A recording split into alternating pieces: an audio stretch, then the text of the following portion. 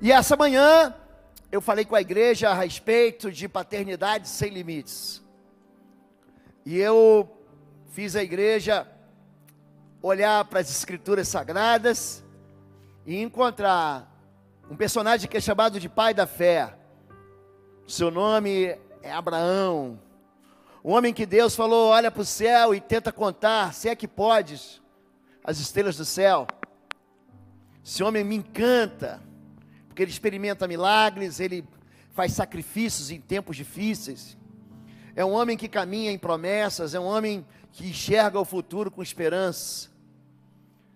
E hoje eu quero continuar nessa mesma direção, mas eu quero colocar você, meu irmão, minha irmã, no dia dos pais, eu quero você diante do teu pai que está nos céus.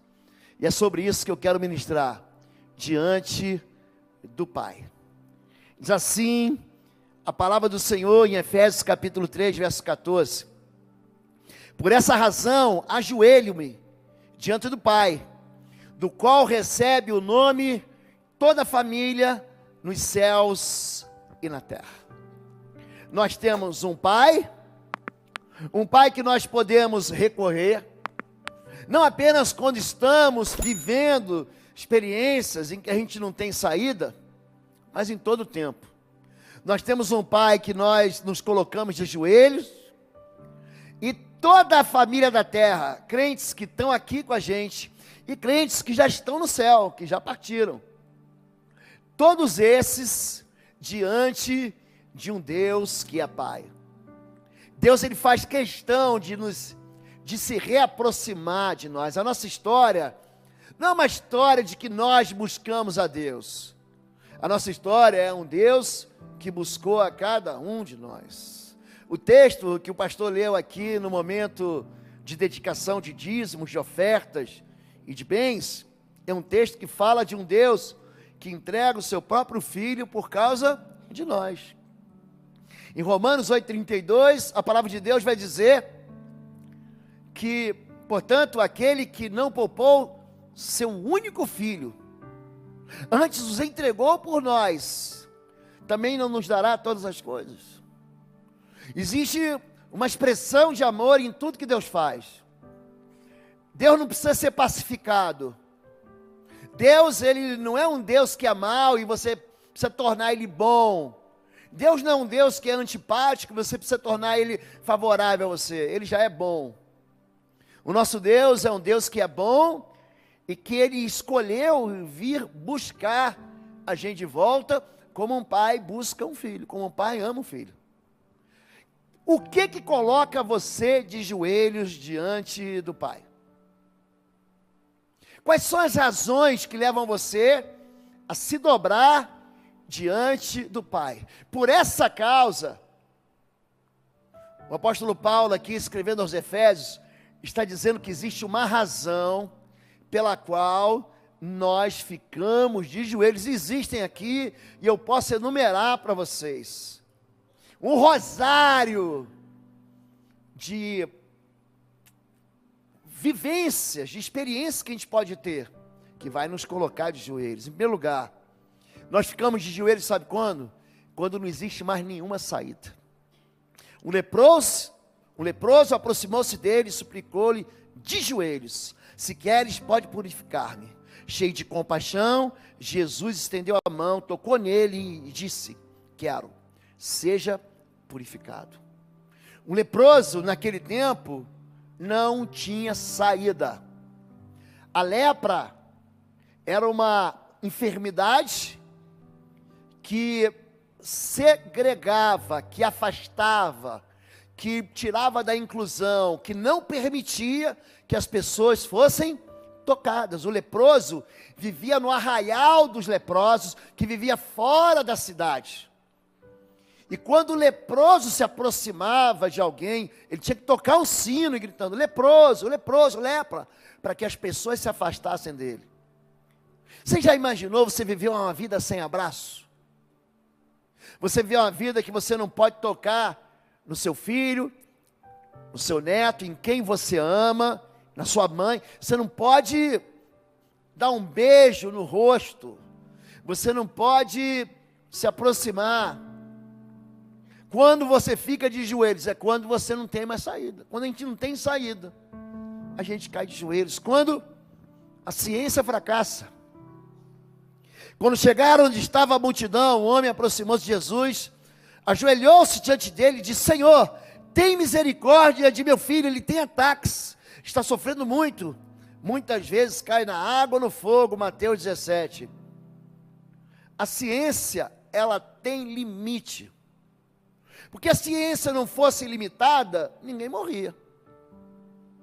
Se a ciência, os nossos médicos, eles dedicam a vida aos estudos, e eles se especializam em áreas que cuidam, um cuida da pele, um cuida dos ossos, tem um que só cuida dos ossos do pé, o outro só cuida dos ossos da bacia, tem outro que é o bucomaxilo, ele vai cuidar dessa região. Os dentistas, os cirurgiões se especializam, os cardiologistas, os oftalmos, para quê? Para tirar a tua dor.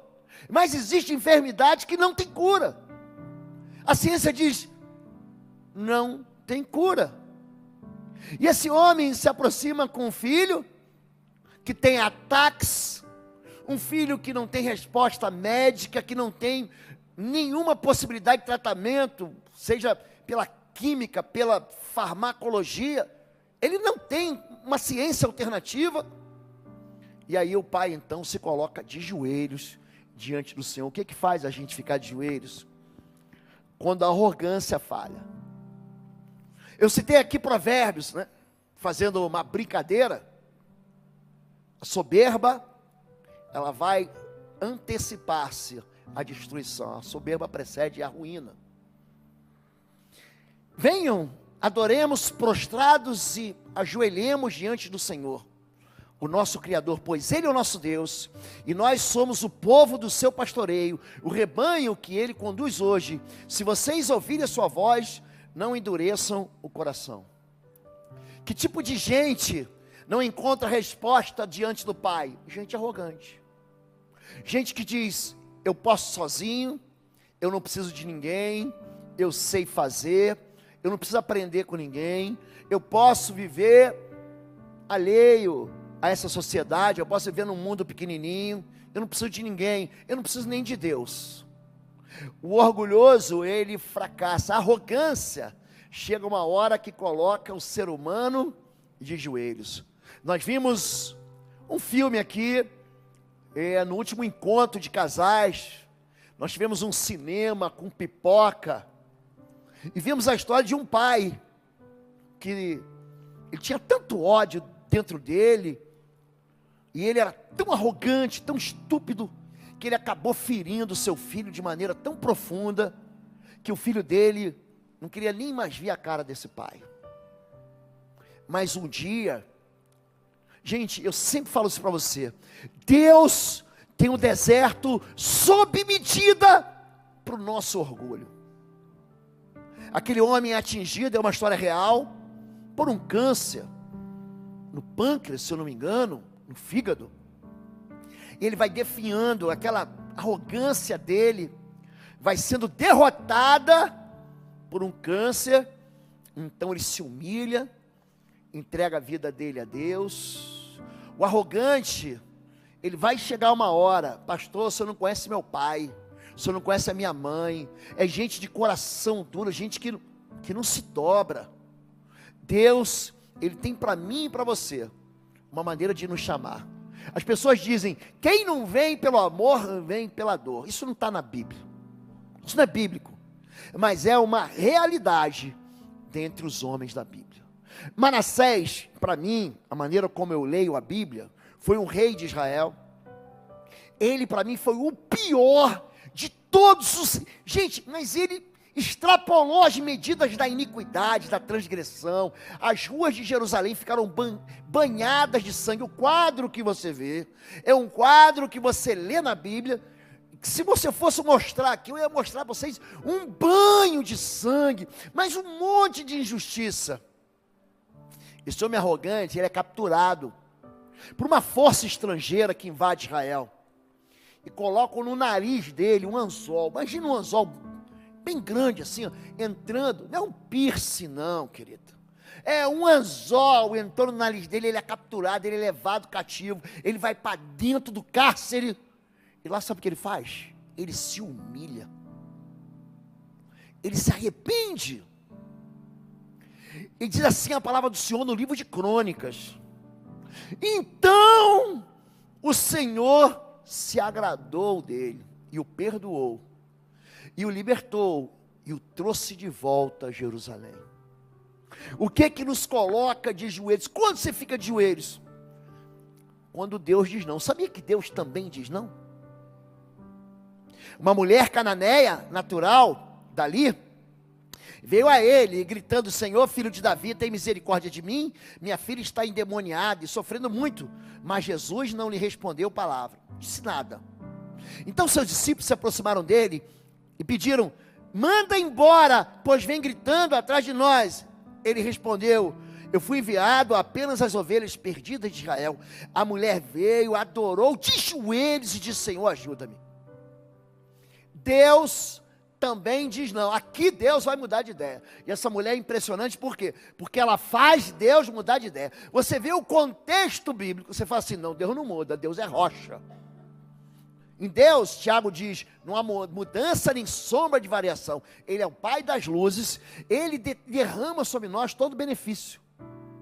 Se você ler a palavra de Deus, você vai ver que tem muita gente que muda o coração de Deus com o seu arrependimento.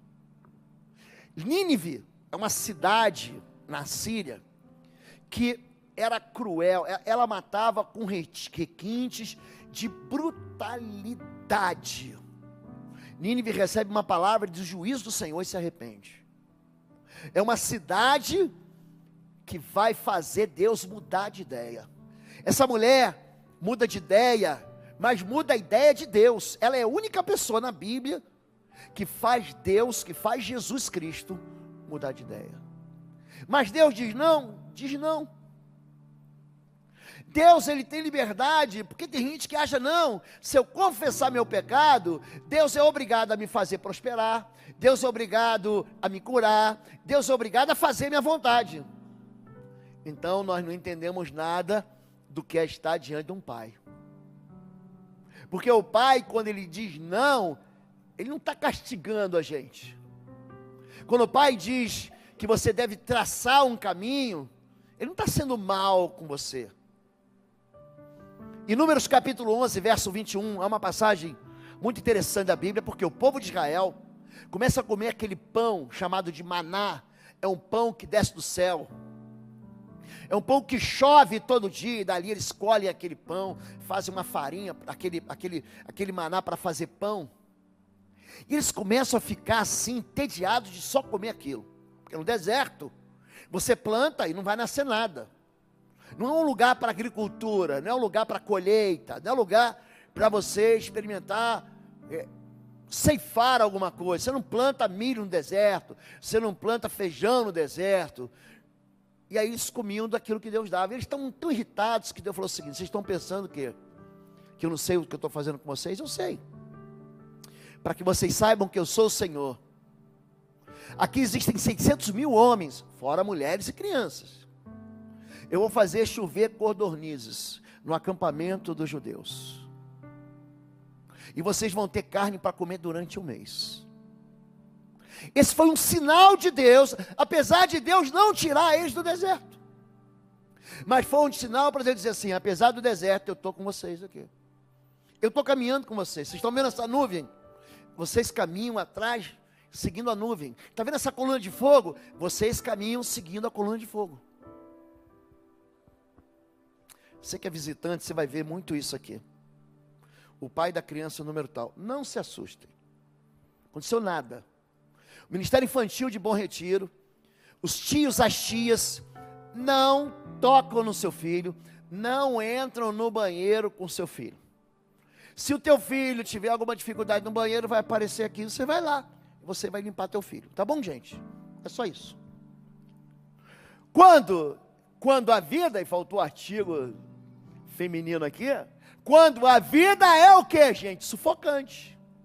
Em Mateus capítulo 23, ou capítulo 18, verso 28, mas quando aquele servo saiu, tinha acabado de sair do encontro com o juiz, encontrou um dos seus conservos que lhe devia 100 denários. 100 denários hoje é 3.300 reais, 100 dias de trabalho.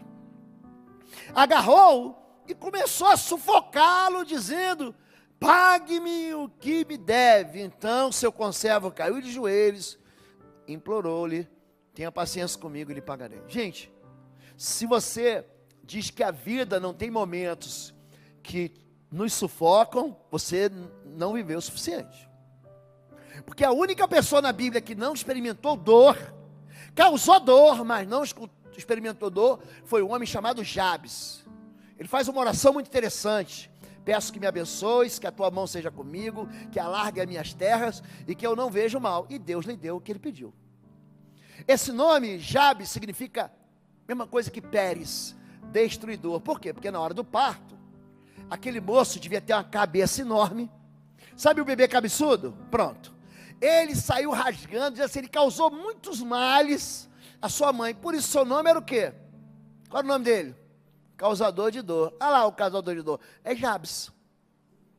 Mas esse nome, ele não marca a vida dele e no futuro dele. Ele fala: não, peraí, quero causador, não, quero ser abençoado. Então ele conta com o favor de Deus. Só ele é um homem que não tem a vida sufocando ele. O resto, eu, você, todos os seres mortais que habitam esse planeta, experimentam não só que alguém vai cobrar você, mas a vida vai cobrar você. Quando é que a gente fica de joelhos? Quando chega a calamidade. Salomão, segundo Crônicas 6, é a mesma passagem de 2 Reis 8, é quando Salomão está consagrando o templo ao Senhor.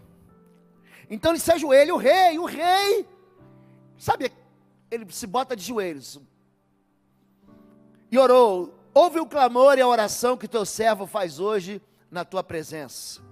Quando houver fome ou praga no país, e uma oração ou súplica for, por misericórdia, for feita, ele vai dizer: por um israelita ou por toda a nação, estendendo as mãos na direção desse templo, ouve dos céus o lugar da tua habitação. Mas ele aqui vai colocar praga, pandemia, guerra, invasão, fome. Ele vai colocar assim, tudo aquilo que o mundo natural pode oferecer de ameaça. Ele vai colocar tudo isso diante de Deus, vai falar assim: ó, quando teu povo for castigado, quando teu povo for perseguido, quando teu povo for derrotado, estender as mãos para esse templo. Por quê? Porque é ali que a manifestação de Deus aparecia. Ela era Shekinah, no Santo dos Santos. E naquele lugar, esse lugar apontava para um Deus que é misericordioso, que é compassivo. E tem hora que a calamidade chega. Vocês lembram dos últimos 2 anos que nós vivemos, gente? Você lembra antes de chegar a vacina, como é que a gente estava? Vocês já esqueceram que a gente fez 2 meses e meio de culto online? Na verdade, fizemos 2 anos de culto online. Mas teve gente que só veio voltar para o culto agora. Não estou falando de início do ano, não. É gente que está esperando tomar a 4ª dose, eu já tomei, para poder vir para o culto. Mas, gente, quando a calamidade chega, ela não atinge todo mundo. O que coloca você de joelhos? Quando nós somos culpados. E orei: meu Deus, estou por demais envergonhado e humilhado para levantar o rosto diante de ti. Meu Deus, porque os nossos pecados cobrem as nossas cabeças e a nossa culpa sobe até os céus. Desde os dias dos nossos antepassados até agora, nossa culpa tem sido grande. Por causa dos nossos pecados. Aí ele vai dizer: nós, os nossos reis, os nossos sacerdotes, temos sido entregues à espada, ao cativeiro, ao despojo, à humilhação, nas mãos de reis estrangeiros, como acontece hoje. Por que a nossa vida dá errado? Por causa da gente. Quem que causa problemas para a gente? A gente. Nós somos os causadores. E a nossa mania de jogar a culpa para o ombro dos outros, para as costas largas dos outros. Joga a culpa no diabo, pastor. Ele é culpado mesmo, porque ele é diabo. Mas o que a gente vê aqui? que me coloca de joelho? Quando eu digo para Deus, eu pequei. Salmo 51, Davi vai dizer, somente contra ti pequei. Tem muita gente que se preocupa no que os outros vão pensar. Por que Davi é um homem segundo o coração de Deus? Porque ele não está nem aí para todo mundo. Ele joga para a torcida de um só. Ele joga para Deus. E ele vai falar, só eu pequei, Deus, e eu fiz o que era mal à tua vista. Ele não tenta se esconder. Então, o que nos coloca de joelhos? Quando a gente fala assim, o fracasso veio, a espada, a fome, o cativeiro veio por causa de mim, porque eu aprendi do nosso antepassado. Sabe o papai? Papai me ensinou errado. Mas eu sabia o certo. Mas escolhi caminhar no caminho, no conselho do meu pai, em vez de caminhar no conselho do Senhor. Pastor, o senhor está ensinando homens e mulheres, jovens a serem desobedientes? Não, estou ensinando isso não. A palavra de Deus, filhos, sejam obedientes aos vossos pais no Senhor. Então, o pai da gente, a mãe da gente, que nos orienta, precisam ser honrados. Mas a gente tem que saber que existem limites. Que limite é esse? É quando há uma exigência de desobediência da própria palavra de Deus.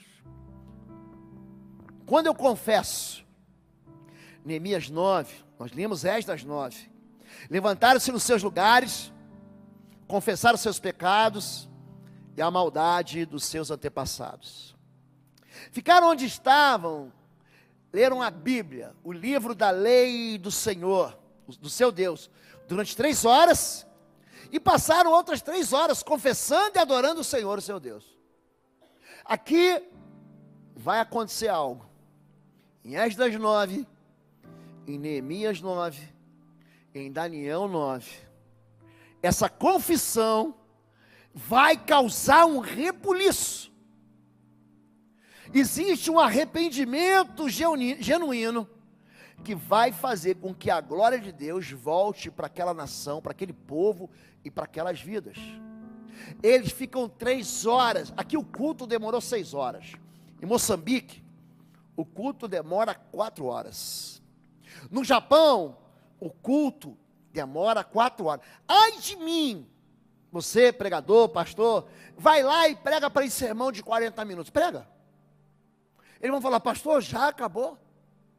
Então existe uma sede por Deus, uma sede por buscar a Deus, uma sede por se encontrar com Deus em Moçambique, pelo menos na região lá que nós fomos, não existe desodorante não, querido, não existe shampoo, sabonete, não existe. Então você já imaginou aquele povo festeiro, que perto de nós nos deixaria envergonhados? Eles dançam, eles pulam, eles cantam alegremente, durante 3 horas, e quando você entra naquele ambiente que tem 1.000, 2.000 pessoas, você já imaginou, o cheiro, as mulheres de lá acham que aquilo é afrodisíaco, mas você não ia tolerar, e dentro daquele lugar, há um desejo só, se humilhar, ficar de joelhos e adorar a Deus. Quando eu confesso de joelhos, Romanos 14, 11, porque está escrito, por mim mesmo jurei, diz o Senhor, diante de mim, todo joelho se dobrará, e toda língua confessará que sou Deus. Não adianta você dizer que existe um outro Deus, é isso que ele está dizendo. Não adianta você crer em outro Deus. Existe um só Deus, e esse Deus, um dia, você querendo ou não, a sua língua vai confessar que Ele é o Senhor, e seus joelhos vão se dobrar diante da sua majestade. É assim que a gente se apresenta diante do Pai. A vida tem que imitar joelhos. Existe muita gente, é por isso que Jesus fala em Mateus 7, bem profetizou a respeito de vós, hipócritas, com honra saem dos seus lábios as palavras, mas teu coração está longe de mim. Vocês gostam de quê? De falar que são de Deus, mas a vida de vocês não imita as suas palavras. Em verdade, vos digo que os publicanos e as meretrizes entram adiante de vós no reino de Deus. Porque João Batista, Veio a vós no caminho da justiça, e não crestes. Mas os publicanos e as meretrizes o creram. Vós, porém, vendo isto, nem depois vos arrependeste para o crer. O que Jesus está falando aqui? Ele está começando a jogar na cara daquele público que se dizia religioso, que se dizia que amava a Deus. Vocês estão fazendo errado. Eu estou tentando mostrar para vocês. Ele no capítulo, 2 capítulos depois, ele falou assim, ó, a casa de vocês vai ficar deserta. Sabe por quê? Porque eu enviei para vocês profetas, enviei mestres, eu enviei pastores. A uns vocês perseguiram, a outros vocês expulsaram, a outros vocês seguiram, apedrejaram de cidade em cidade. Quantas vezes eu quis você perto de mim e você não quis? Foi você que não quis. Tua casa vai ficar deserta. Até que você diga, até que vós digais, bendito que vem em nome do Senhor. O que a palavra de Deus diz? Que não é só falar. Não é uma demonstração externa para todo mundo ver. Mas é uma vida de arrependimento que muda a história. O relacionamento com Deus, gente, ele não é feito em público. Você, quando orar, entra no teu quarto em secreto. Diga em secreto. Eu vou responder. Sabe onde é que Deus está? Dentro do teu quarto. Vai lá, fecha a porta. Ó, fecha a tua porta em secreto. O Deus que vem em secreto vai ouvir você em secreto e vai te recompensar publicamente. Ele vai dizer mais. Quando você fizer o bem, a tua mão direita não conhece o que a tua mão esquerda fez. Não adianta você publicar nos jornais.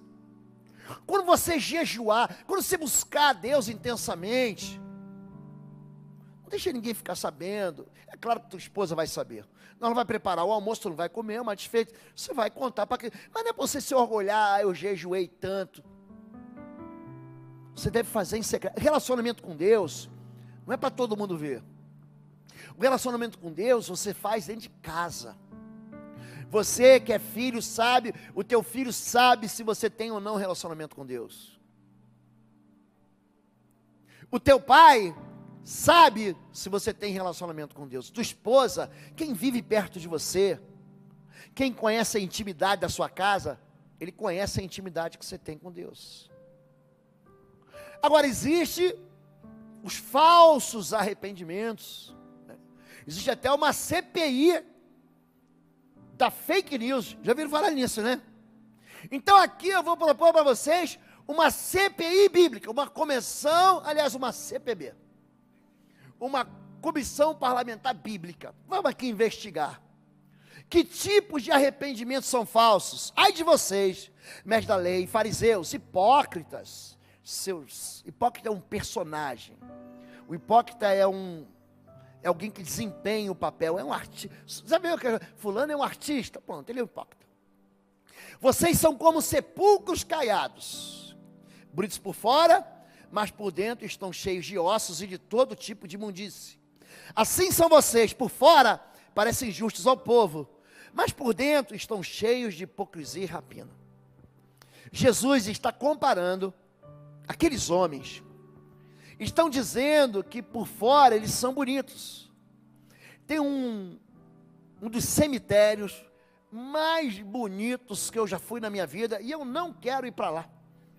Eu já falei para vocês que eu quero ser arrebatado, eu quero que Jesus volte antes, quero que Jesus venha tocar trombeta com voz de arcanjo, que leve a igreja, eu digo tchau galera, fui, vocês que ficam, porque eu parti para a glória, vamos, eu não quero morrer não, mas pensa num cemitério bonitinho, fica em Washington, Distrito de Colômbia, capital dos Estados Unidos ali, é um cemitério de Arlington, pensa um lugar bonito.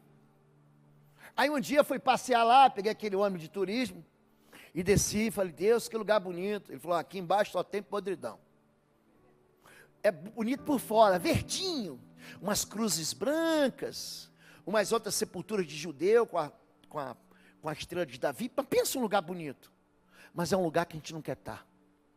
Cuidado quando a aparência engana todo mundo. Jesus está falando aqui que ele não vai ser enganado. E que você não pode enganar a ele. Por fora você pode parecer o que você é, mas Deus está enxergando o que você é por dentro. Número 2, o que é o arrependimento? O falso arrependimento é quando você fica muito triste pelo pecado dos outros. Você não dá a mínima para o teu pecado, mas quando você confessa o pecado dos outros. Aí é Lucas 8, 18. E alguns que confiavam na sua própria justiça e desprezavam os outros, Jesus contou essa parábola. 2 homens subiram ao templo para orar. Você sabe que nós, quando vamos para Jerusalém, Jerusalém fica numa grande montanha, chamada Sião, é ali que está o local do templo. Então você sempre sobe. Vamos subir ao templo. Você sobe a Jerusalém. Então 2 homens subiram ao templo. Um era fariseu e o outro não valia um centavo. O outro era um criminoso, desonesto. Pensa um 71 daqueles tempos. Era um publicano, cobrador de impostos, que cobrava mais, metia a grana dos outros no bolso. Era um enriquecimento ilícito. Era um publicano. O fariseu em pé orava no íntimo: Deus, eu te agradeço porque eu não sou como os outros homens, ladrões, corruptos, adúlteros, nem mesmo contra esse publicano. Sabe o que é um arrependimento falso? É quando você é tão perfeitinho que você gosta de apontar o dedo para os outros. E você confessa, não o teu pecado, mas o pecado dos outros. Nossa, você viu a última? Você viu que absurdo que o irmão fez? Graças a Deus que eu não sou que nem esse sujeito. Você viu o escândalo? Ó, já viralizou na internet. Você viu a foto, você viu o vídeo. Gente, que vergonha. Você tem vergonha e você se escandaliza e diz assim, é a tal da vergonha alheia. Já viu a vergonha alheia? É quando você fica vergonha por alguém que fez algo que você fala, meu Deus, eu não queria estar na pele dele.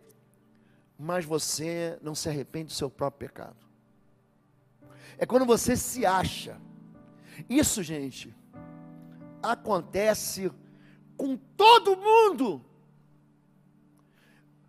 Isso acontece comigo. Isso acontece com os pastores dessa igreja. Essa é uma raiz de iniquidade que vem no ser humano. Quando você acha que Deus te deve alguma coisa, porque você é melhor do que alguém. Isso é um arrependimento falso. É quando você fica triste e confessa o pecado dos outros. É o fofoqueiro. Pronto.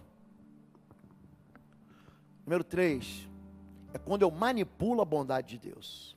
Salmo 118, 1, louvai ao Senhor porque Ele é bom, porque a sua benignidade dura para sempre. Diga agora, Israel, que a sua benignidade dura para sempre. Diga agora, casa de Arão, os sacerdotes, pronto, para você entender que a sua benignidade dura para sempre. Diga agora os que temem ao Senhor que a sua benignidade dura para sempre. Sabe qual é a diferença entre o cristianismo e o paganismo? Sabe qual é?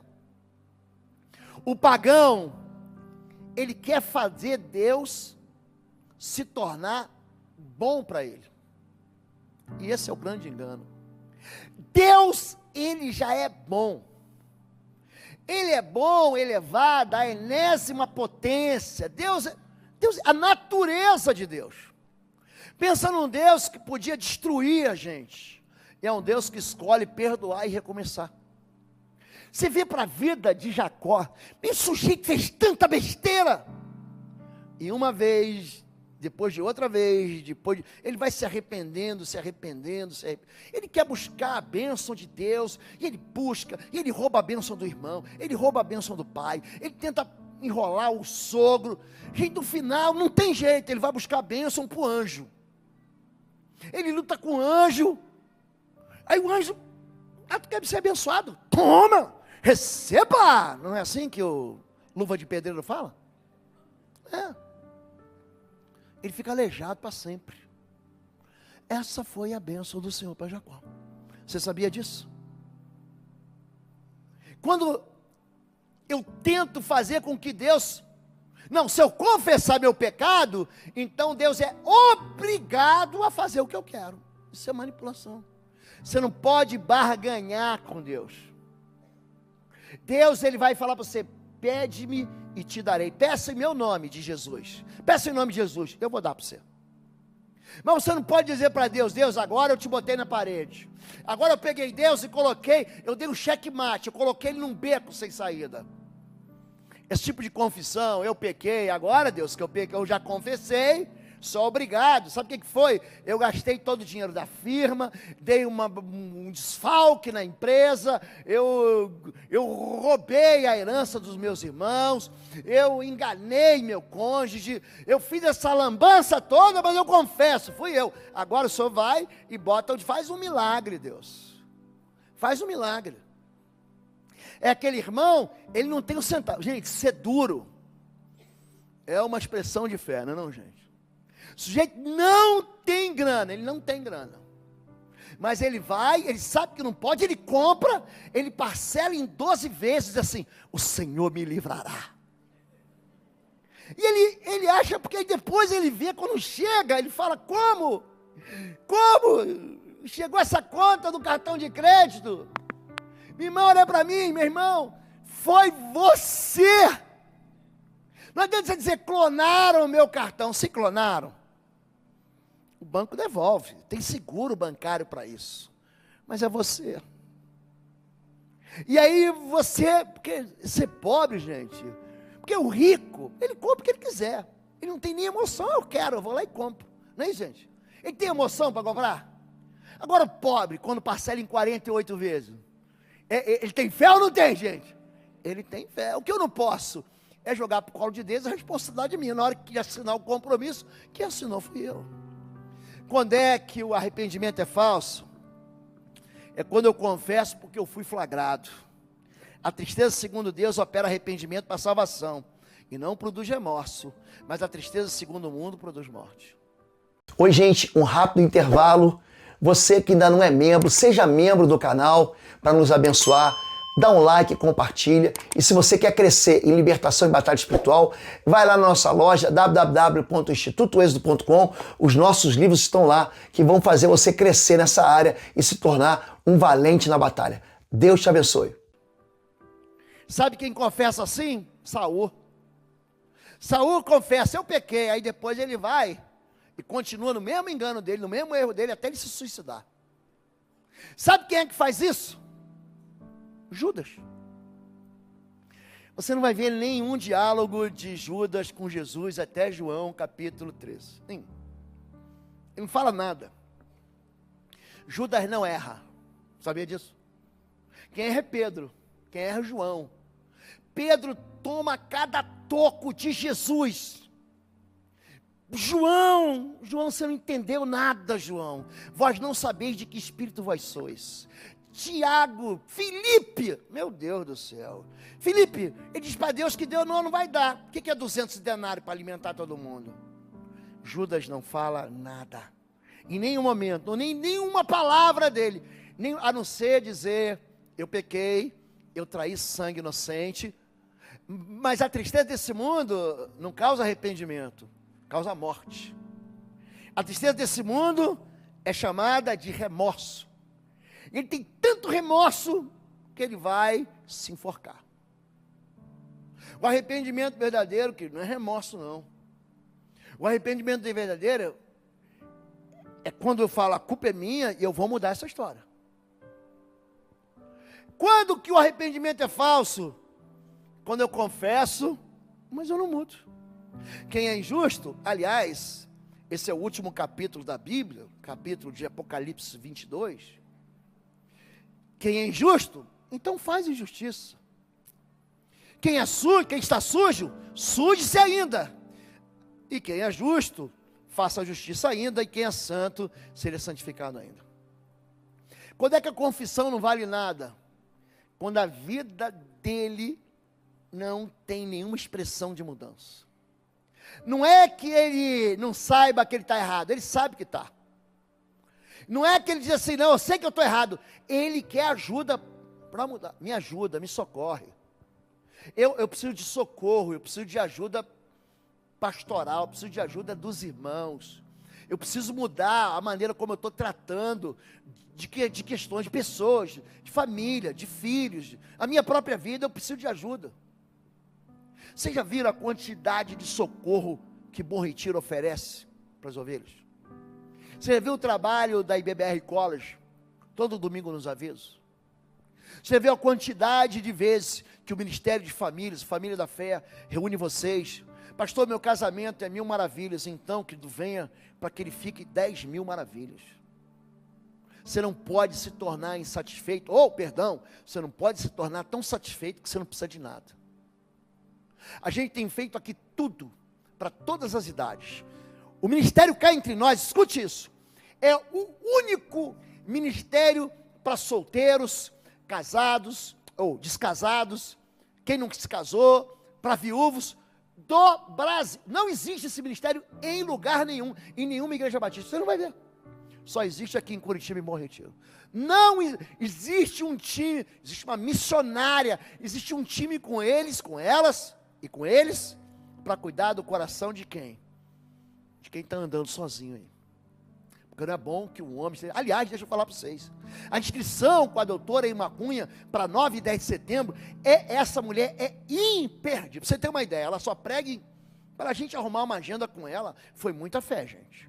Ela prega no Malafaia, ela prega na Lagoinha, ela prega junto com o JB Carvalho, nas Nações. Essa mulher vai vir aqui para abençoar você. É uma doutora que vai trazer uma chave, que vai, pastor, mas eu não sou solteiro, e daí? Tem muita gente presa lá no passado. Quando que o arrependimento é fake? Quando eu desvio a culpa. Gênesis 3. E Deus perguntou: quem lhe disse que estava nu, que você estava nu? Você comeu do fruto da árvore que lhe proibi comer? Disse o homem: foi a mulher que me deste. Sabe o que Deus, sabe o que Adão está dizendo? A culpa é tua, Deus, foi você que me deu essa praga aí. Sabe essa mulher aí bocuda, crítica, ranzinza, mal-humorada? Foi o Senhor que me deu. Lembra essa turma? Pastor, quero que você ore. Acho que é de Deus, pastor. É a turma que quer orar para casar, que do ore para casar. Mas não pede revelação, não. A única pessoa que Deus mandou casar na Bíblia, você vai casar com ela, foi o profeta Osé, que falou assim: casa com Gomer. Gente, pensa uma mulher, eu não tenho outro nome para dar para ela. Essa mulher, gente... Essa mulher não valia nada, ela traiu. E pensa assim, ela botou uma galhada na cabeça do profeta. Aquele homem, gente, tinha que levantar as portas do templo para ele poder passar. A mulher era uma meretriz, meu Deus do céu, mas por quê? Porque Deus queria usar a vida do profeta para falar como é que estava o coração de Israel. Ó, vocês fizeram uma aliança comigo, mas vocês estão me traindo, andando atrás de outros deuses, vocês estão fazendo o que é mal. Era só uma maneira do profeta profetizar para que algumas pessoas entendessem o que eles estavam fazendo. Você está vendo o que essa mulher está fazendo com esse homem aqui? Você está vendo o que essa mulher está fazendo com esse profeta? É a mesma coisa que a igreja está fazendo comigo. O resto, você casa com quem você quiser. Agora, querido, você casou, segura as pontas, filho. Segura as pontas. Você casou? Agora está casado. Não adianta dizer: a culpa foi do outro, a culpa foi da minha mãe, a culpa foi do meu... Querido, você tem que assumir a sua culpa. Não transfira a culpa, não desvia a culpa. Onde é que o arrependimento é falso? Quando eu encontro alguém que é pior do que eu. Portanto, você que julga os outros é indesculpável, pois está condenando a si mesmo naquilo que julga, visto que você que julga pratica as mesmas coisas. Você viu que ele é ladrão? Aí você vai e rouba o dízimo. Você viu que ele é adúltero? Aliás, Mateus 5, coloca a gente numa espreita, né? Ele fala: todo aquele que olhar para uma mulher com intenção de desejá-la. Não, peraí, gente. Não é que você foi lá e trocou os beijos, não é que você foi lá e trocou umas mensagens do WhatsApp, não é que você foi lá e trocou os coraçõezinhos pelo SMS, sei lá o que você usa, pelo Tinder. Não, você foi lá e você houve o que? O encontro carnal. Não é que aconteceu isso. Ele fala: se você olhar com intenção, você adulterou no coração. É o chamado adultério de alma. Então você que julga, você está condenando a si mesmo. Isso é bem coisa de condenado, porque o culpado, ele gosta de tacar pedra nos outros. O culpado, ele gosta de dizer: ele é errado. O que não se arrepende, ele vai encontrar alguém pior. Para quê? Para desviar. Olha lá, ele é muito pior do que ele. É chamado, eu vou virar o canhão para o outro. Sabe quando todo mundo está falando de mal de você na rodinha? Aí você fala, não, peraí, mas o fulano, a fulana também. Isso acontece dentro do casamento. Você não sabe o que meu marido fez, o que minha esposa fez. Ih, gente, eu nem conto para você a última. É o falso arrependimento. Quer ver o último falso arrependimento? Eu já nasci assim. Respondeu a mulher, a serpente me enganou e eu comi. Eu nasci assim, tola. Eu nasci assim, sem juízo. Eu nasci desse jeito. Aliás, Deus, foi o Senhor que me fez assim. Esse é um arrependimento que não vai chegar no céu. Agora, como é que eu reverto isso? 2 Crônicas 7,14 é um texto que toda a igreja conhece. Se o meu povo, quem é povo de Deus aqui? Você é povo de Deus? Ele não está falando isso para ímpio. Não está falando para o incrédulo. Ele está falando para você. Se o meu povo, que se chama pelo meu nome, você é cristão aqui, você se chama pelo nome de Cristo? Pronto. Se humilhar, orar, buscar a minha face e se converter dos seus maus caminhos. O arrependimento, ele muda a vida. Eu não vou fazer mais. O arrependimento, ele muda a minha história. Gente, o pecado, ele tem uma maneira muito inteligente de não só ferir você, mas ferir todo mundo que está perto de você. É isso que o pecado faz. E enquanto você não trouxer o teu pecado à tona, à luz, para tratar ele, você vai continuar machucando as pessoas. Você vai continuando ferindo quem está perto de você. Existe uma maneira de você sarar a terra? Existe. Se humilhar, orar, buscar a face de Deus e o que, gente? E mudar de vida. Então eu virei dos céus, perdoarei seus pecados e vou sarar a tua vida. Como é que eu provoco a restauração? Quando? Quando eu me arrependo de verdade. Eu quero voltar àquele mesmo texto de Mateus 12, e Jesus vai dizer, naquele dia os ninivitas vão se levantar, porque eles se arrependeram com a pregação de Jonas. E está aqui o Filho de Deus, que é maior do que Jonas. Arrependimento, gente, é fonte de alegria. Por que eu estou falando isso para você? Porque haverá mais festa no céu por um pecador só, que se arrepende, do que por 99 justos que não precisam de nada. Existe festa no céu? Existe. O céu não é um lugar de anjinho, tocando aquelas harpas gregas, querido.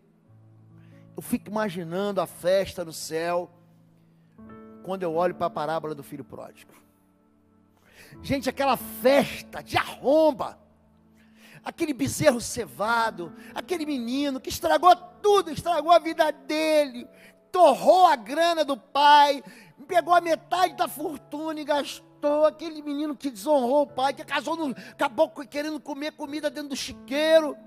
Aquele menino, ele volta para casa, o pai, meu filho estava morto e reviveu. Ele estava perdido e foi achar, vamos dar uma festa. Gente, não fica pensando, o céu vai ser uma festa, gente. Acho que vocês não entenderam. Vou falar de novo aqui, finge que eu não falei nada. O livro de Atos diz que nós vamos subir ao céu com cânticos de alegria. O céu vai ser uma festa. Não haverá mais choro. Você está entendendo que não vai haver mais? Não vai ter dor. Acabou a dor. Existe alegria. E essa alegria que acontece hoje, lá no céu, é provocada por você aqui na terra. Você que provoca ela. Os anjos fazem festa. O arrependimento, gente, ele traz alegria, essa mudança de status, né? De orgulhoso para arrependido, vai mudar também a história no céu. O arrependimento, gente, é a única saída que nós temos. 2 Pedro, capítulo 2, de 4 a 6, ele vai dar 3 turmas aqui que não foram perdoadas, para encerrar. Porque Deus não perdoou os anjos que pecaram. Diz assim, Deus não perdoa. Não sou o que estou falando não, gente. É a Bíblia Sagrada.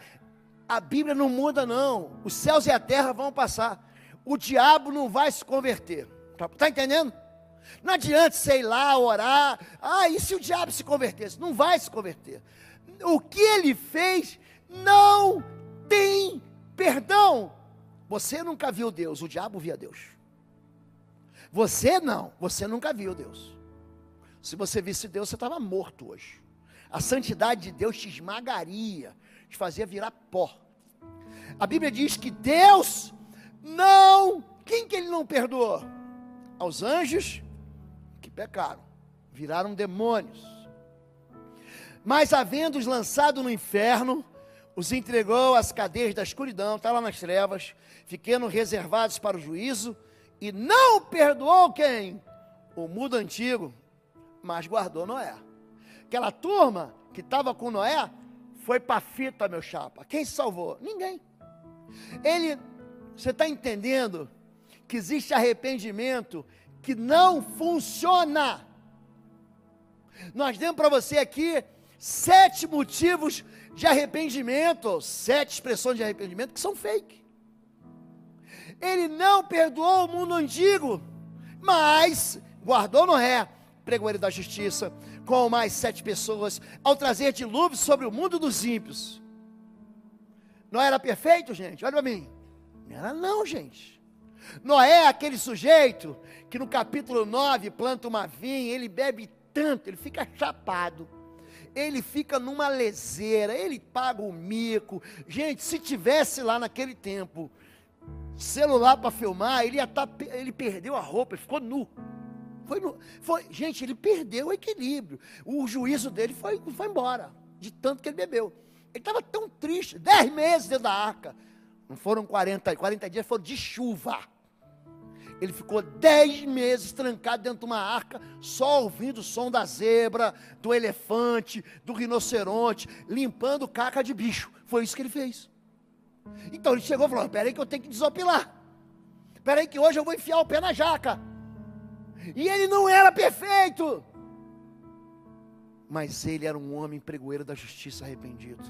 E ele vai dizer a terceira pessoa: e condenou a destruição à cidade de Sodoma e Gomorra, reduzindo-as a cinza, e pondo-as para exemplo aos que vivessem impiamente. Salvação, querido, é para todo mundo. Quem alcança a salvação? Todo mundo que crê em Jesus, todo mundo que entrega a sua vida a Jesus, todo mundo que recebe Deus como Pai, todo mundo que confessa ao Senhor diante dos homens, terá o seu nome confessado diante do seu Pai. Existem aqui, calma, são só as crianças voltando do culto. Queridos, essa palavra, ela começa com: por essa causa me coloco de joelhos. O que coloca você de joelhos? Não espere mais. Hoje, no dia do Pai, ou do dia dos pais, eu coloco você francamente, claramente, diante de Deus que é Pai. E a pergunta é: você vai sair daqui triste ou feliz? Porque o arrependimento para a salvação não é tristeza, segundo esse mundo. Não é remorso. Pastor, eu tenho que mudar a minha vida. Não é você dizer: não, eu estou errado. Não é você dizer: pastor, se você nascesse na família que eu nasci, se você tivesse as pessoas perto de mim, o meu trabalho, se você fizesse as escolhas que eu fiz. Isso não é arrependimento. O arrependimento é o seguinte: fiz, não me orgulho do que eu fiz, estou envergonhado do que eu fiz, eu confesso o que eu fiz, mas eu vou mudar daqui para frente. Muda a sua história, querido. Agrada o coração do Senhor. Que hoje haja festa no céu, que no dia dos pais haja festa entre os anjos, por causa de mim e por causa de você. Deus não veio chamar perfeitos, Deus veio chamar pecadores ao arrependimento. Deus não veio chamar os sãos. Não fica pensando que você é melhor do que ninguém, porque você não é, eu também não sou.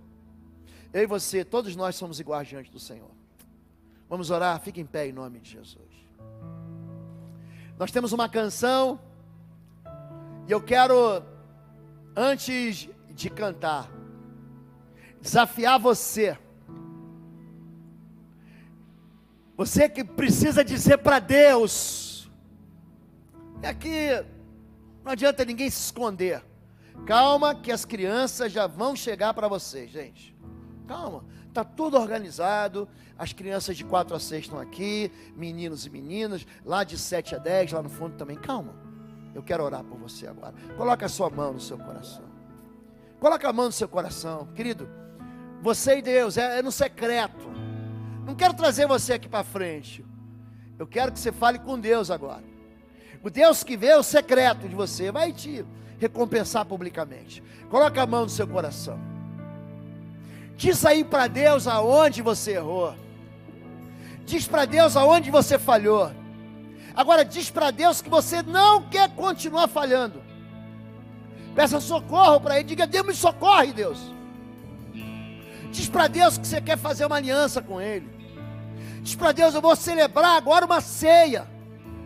Olhe para você mesmo. Olha para a sua própria vida. Olha para o seu passado. Olha para aquilo que te envergonha. Olha para aquilo que te envergonharam. Não fique se comparando com as pessoas. Não fique dizendo para Deus: Deus, mas olha o meu pai, o que ele fez comigo. Olhe para você. Não fique dizendo para Deus: Deus, mas olha o que o vizinho fez, que horrível. Diga para Deus o que você fez. Diga aí no seu coração. Que se não houver temor do Senhor na sua vida, a sua vida não vai mudar. Se você não entender que esse Deus é o Deus que oferece perdão, que oferece mudança, mas isso exige arrependimento. Se você não tiver temor do Senhor, não vai mudar nada. Você precisa entender que Bom Retiro é uma igreja que prega Jesus Cristo, porque Jesus é a nossa única saída. É só Jesus que vai levar a gente para o céu. Religião não leva ninguém para o céu, ninguém. O que leva a gente para o céu é uma aliança com Jesus. E se você quer fazer essa aliança, coloca a mão no seu coração, que nem eu estou aqui. Pai querido, em nome de Jesus, é por essa causa, ou por essas causas, que nós hoje estamos diante do Senhor. Corações diante de Ti humilhados, envergonhados, gente de joelhos. Senhor Deus, só o Senhor pode nos dar a resposta. Só o Senhor pode nos dar vida nova. Só o Senhor pode transformar a nossa vida. Nos perdoe, Senhor, pelas vezes que o nosso coração duro não se ajoelhou diante do Senhor. Nos perdoe porque diante da calamidade, da desgraça, ainda assim permanecemos com o nosso coração orgulhoso. Nos perdoe, Senhor Deus, porque culpamos os outros, porque achamos gente pior do que nós, porque apontamos o dedo para os outros. Nos perdoe porque a gente tenta manipular a Tua bondade. Nos perdoe, Senhor, porque muitas vezes, Senhor Deus, nós olhamos para os outros e nos achamos melhores. Nos perdoe, Senhor, porque nós julgamos, e quando nós julgamos, nós somos condenados naquilo que nós aprovamos. Senhor Deus, nos perdoe por todos os caminhos que nos levaram a sofrer o que estamos sofrendo. Nos perdoe pelas trapaças, nos perdoe pelas mentiras, nos perdoe pelos segredos, Pai, de iniquidade que guardamos. Nos perdoe, Deus. Vem agora, Senhor Deus, e limpa o coração do Teu povo. Limpa o nosso coração, para que ele se torne o lugar da Tua habitação. Santifica a nossa vida, para que a nossa vida seja a Tua casa. Enche a nossa história com a Tua presença. Hoje, Senhor, nós queremos concordar que a festa no céu, que a festa entre os Teus anjos, Senhor Deus, por pecadores que se arrependeram, por gente que tomou a decisão de mudar de vida. Hoje nós celebramos a ceia da aliança com o Senhor, e nós escolhemos olhar para nossas próprias vidas. Cada um, pois, julgue-se a si mesmo, e então coma. E hoje nós nos julgamos, mas não ficamos debaixo de condenação, porque o Teu Filho Jesus levou sobre si os nossos pecados, e é com Ele que nós temos aliança, em nome de Jesus. Amém, amém e amém. Você pode dar um aplauso ao Senhor que te salvou. Deus abençoe a sua vida. E enquanto o louvor vai cantar, eu vou pedir para que toda a igreja se assente, porque as nossas crianças estão aqui. Eu quero pedir, pastor Paulo, que o Jump também venha, Então os meninos de 7 a 10 estão ali. Aliás, os meninos de 7 a 10 estão ali, as meninas estão aqui. Você, um dos pais, ou o pai e a mãe, vem aqui para pegar o seu filho, tá bom? Saia do seu lugar, ou o pai ou a mãe, pegue seu filho para pegar de você. Os jumps. Já está. Obrigado. Obrigado. Amém? Enquanto isso, vamos adorar o Senhor. Amém. Agora, papais e mamães, seus filhos estão sob sua responsabilidade. Algum papai ou mamãe está sem o seu filho aqui? Não recebeu ainda? Pastor Paulo, ainda tem crianças aqui desse lado, aqui do meu lado esquerdo, lado direito de vocês. Então alguém vem buscar aqui. Você sabe, gente, que tem gente, eu estou falando, não é brincadeira não. Eu sei que o Ministério Kids é um mundo ali também de Kids, é tão gostoso. Tem pai que esquece o filho aqui? Não, estou falando sério, gente. Não, pastor, o culto tão abençoado, as crianças lá embaixo no culto delas. Tem pai que esquece os filhos. A gente fala, irmão, tudo bem? Ô, pastor, graça e paz, que culto maravilhoso. Amém. Irmão, você não está esquecendo nada não? Ele não. Não, seu filho ficou aqui. Ih, pastor, minha mulher vai me matar. Aí ele volta e pega. Aí a mulher não mata ele. Quero chamar o Walter. Ele vai vir com o Léo, com a Lívia aqui. Hoje é dia dos pais, e antes da gente celebrar a ceia, ele vai dar uma palavra para a gente, junto com seus filhos aqui. Amém. Graça e paz, igreja, boa noite. Eu queria aqui falar, como o pastor fala, 4 coisas. A primeira, para você que é pai, você precisa de igreja. Igreja é um lugar onde Deus usa a vida do nosso pastor. É na igreja que você se encontra com as pessoas. É na igreja, às vezes, através de um aviso colocado aqui, que Deus pode falar no seu coração, é aquilo que eu posso fazer. A segunda coisa, você precisa ter intimidade com Deus. O pastor ministrou aqui também. Intimidade com Deus. Você é íntimo de alguém quando? Quando você se encontra muitas vezes. Quando você abre mão de coisas para estar com Ele. A terceira coisa, você precisa estar em um ministério ou em uma célula. Em célula é lugar onde você tem segurança para abrir seu coração. No culto, nós pouco nos manifestamos, porque a gente está aqui para ouvir a palavra que Deus ministra no coração do nosso pastor. Mas na célula a gente fala. No ministério a gente exerce um dom que Deus nos deu. E a quarta coisa, você precisa amar Deus de todo o seu coração. Você precisa colocar Deus em primeiro lugar, porque se você colocar Deus em primeiro lugar, o seu filho vai ver isso em você. E é através dessa tua intimidade, desse teu relacionamento, desse teu envolvimento com o Senhor, que o seu filho vai ver quem você é. Então, eu agradeço a Deus por ter os filhos que eu tenho, pela igreja que me abraçou e me amou desde quando nós chegamos aqui. Amém? E o Léo quer dar um recado. Boa noite, para quem não me conhece, sou o Leonardo. E eu queria falar aqui para todos os pais que têm filhos, crianças, adolescentes, que tragam para a igreja. É o lugar que eu mais gosto de vir, com todo o meu coração. Tem o upgrade de sexta, tem o higher de sábado, e eu venho. Traga seu filho que ele já tem eu aqui como amigo garantido, tá? É isso, amém? Muito bem, Leozinho, um dia você vai estar pregando aqui também. Amém. Isso aí, querido. Gente, vamos celebrar o Dia dos Pais. Eu queria que as crianças se juntassem com seus pais. Você que tem avô aqui, avó, abraça a sua família agora, fica bem pertinho. Se você está distante aqui e você quiser vir aqui encontrar com alguém, pode vir. Se ajunte que nós vamos celebrar a ceia junto. Fique em pé. Vou chamar os nossos diáconos, eles vão servir a ceia. A ceia está desses dois lados. Nós temos ceia aí atrás também? Temos? Tem ceia lá atrás? Não, não tem? Ah, então tá. Ingrid, fake news. Estou orando por você, minha irmã. Ceia do Senhor. Você sai do seu lugar. Não deixe seu filho ficar de fora. Todos vamos celebrar juntos, amém? Esse é um mandamento do Senhor. celebrar a ceia até que ele venha. Então vamos fazer isso. Maurício, prepara 1 Coríntios capítulo 11, verso 23. Vamos louvar o Senhor enquanto isso? Vamos louvar? E você pode vir buscar a sua ceia, se é da sua família também.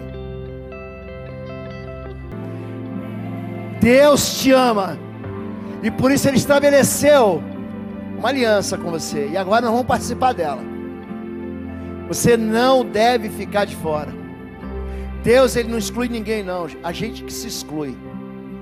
Deus quer a gente, e Ele nos ama como se nós fôssemos o único na terra a ser amados por Ele. Não espere seus filhos crescerem para ensinar para eles a servir e a temer o teu Deus. Tem muita gente que fala, igrejas, a gente não julga aqui. Não, quando ele for batizado, ele vai celebrar a ceia. Você não vai encontrar em nenhuma passagem da Bíblia, nenhuma, esse mandamento. Não, você vai celebrar se você for batizado. Você vai celebrar se você for pentecostal, neopentecostal, batista, assembleano, metodista. Talvez isso escandalize alguns, mas não está na Bíblia.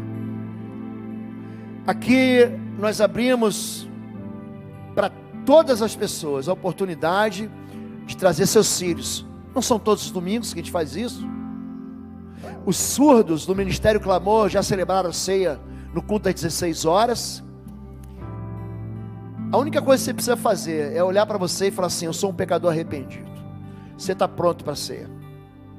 Agora, se você não é batizado, no final do culto, busca o pastor Paulo, o Cristiano, está ali perto dele o Mário André.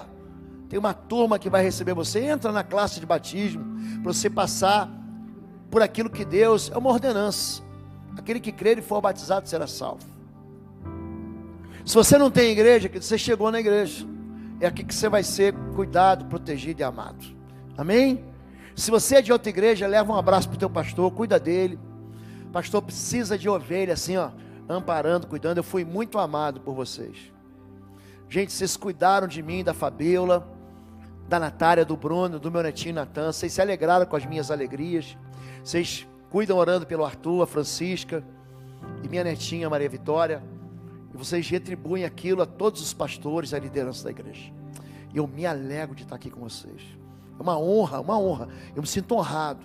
Essa responsabilidade de pastorear se torna uma grande alegria quando eu estou perto de vocês.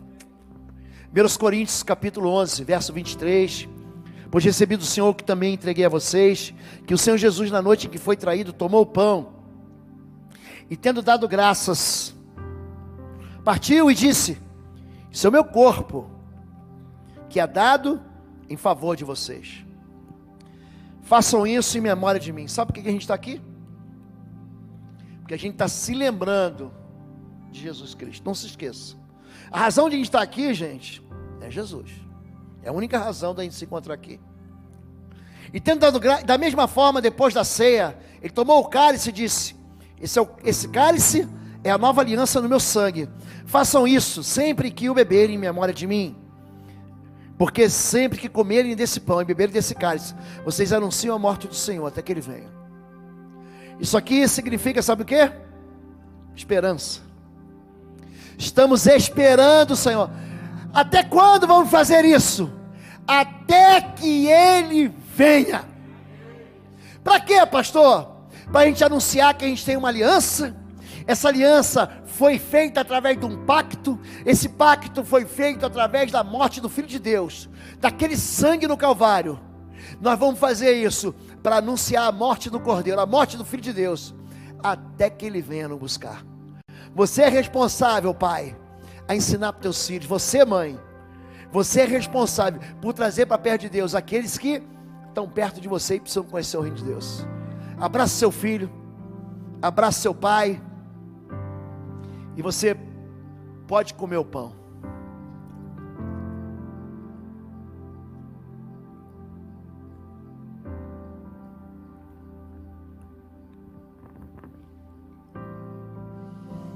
E agora, obrigado. Você pode também participar do cálice.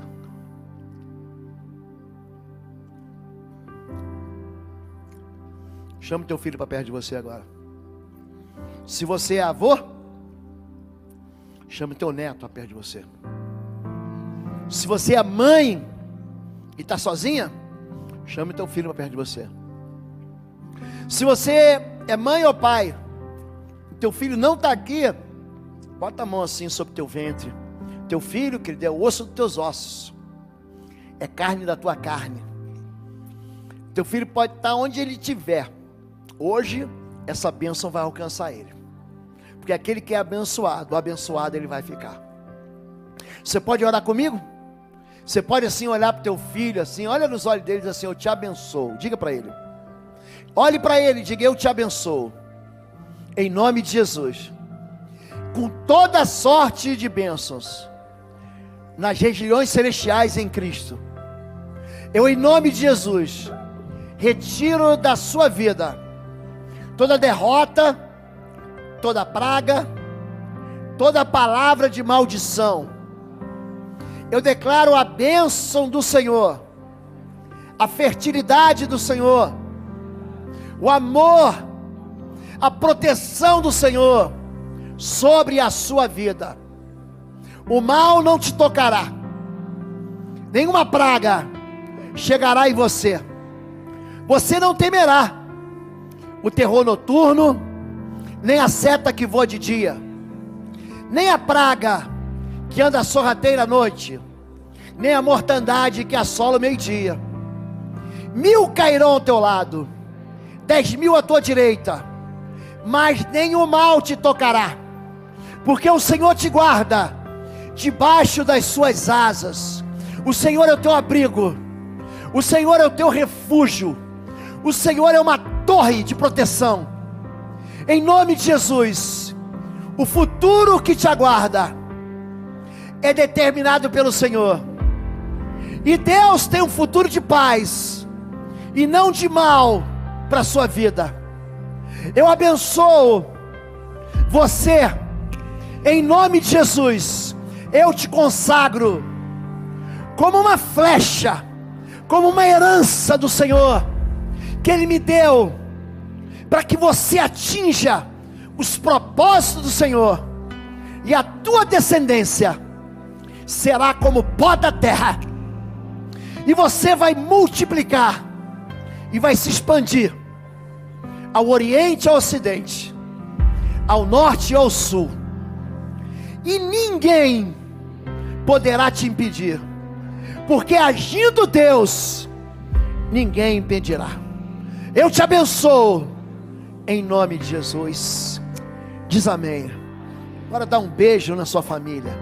Se você tiver que pedir perdão, peça perdão agora. Diga: filho, me perdoa. Se você é filho e quer pedir perdão, diga: pai, me perdoa. Amém? Vamos encerrar. Hoje o culto foi um pouquinho mais tarde. O irmão Daci vai dar a bênção final.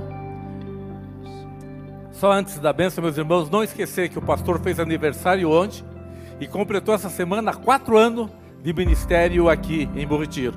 Os irmãos possam estar orando por ele, abençoando e dando os parabéns nesse dia. Vamos orar. Pai amado, nós agradecemos tudo em nome de Jesus. Tudo que ouvimos, tudo que aprendemos, queremos dedicar, ó Pai, esse culto. Queremos pedir, Pai, que Tu aceite o nosso culto, o nosso louvor, para a Tua honra e para a Tua glória. E agora o amor de Deus, o nosso Pai, a graça salvadora de Jesus Cristo, que nos constrange, ó Pai, que através da cruz do Calvário nós somos salvos e libertos. E também o Santo Espírito pode estar com todos vocês, em todos os momentos da sua vida, para a honra e para a sua glória, em nome de Jesus. Amém.